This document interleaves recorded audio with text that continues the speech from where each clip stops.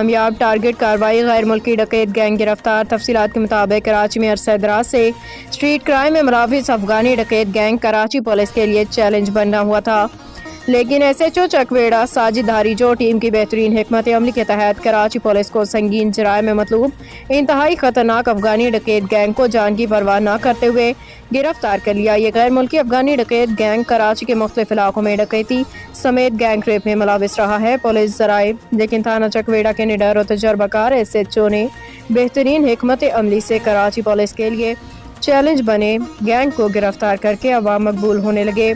खतरनाक गैंग की गिरफ्तारी पे अवाम ने SHO साजिद धारीजो को खिराज तहसीन पेश करते हैं और इलाका सिंध पुलिस जिंदाबाद, साजिद धारीजो जिंदाबाद से गूंज उठा।